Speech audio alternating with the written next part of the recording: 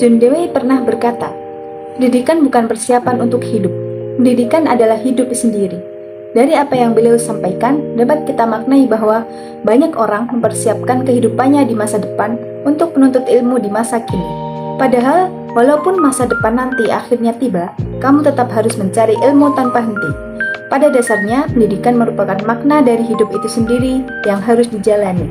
Oleh karenanya, pada kesempatan kali ini, saya, Salwa Faradisa Presantin dengan NPM 2210301003 kelas PBSI A akan berbicara tentang tips pembukaan presentasi agar mata audiens tertarik.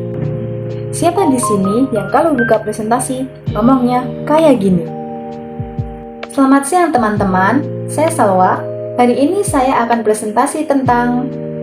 Nah, biar gak bosan, saya akan berbagi tips pembukaan presentasi agar mata audiens tertarik.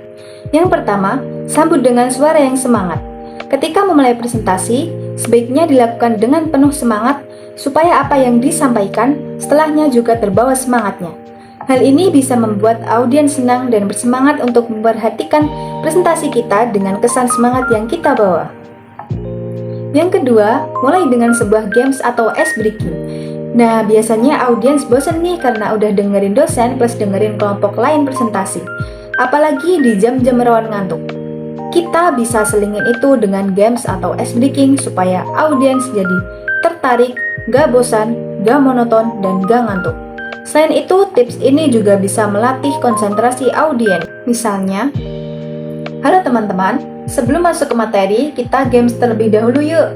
Jadi gamesnya, kalau saya nyebutin gajah besar, berarti tangannya membentuk kecil. Gajah besar.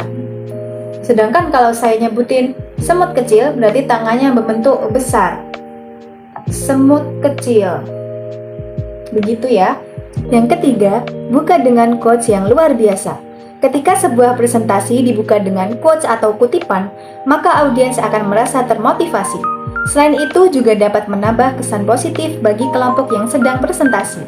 Ki Hajar Dewantara berkata, apapun yang dilakukan oleh seseorang itu hendaknya bermanfaat bagi dirinya sendiri, bermanfaat bagi bangsanya, dan bermanfaat bagi manusia pada umumnya.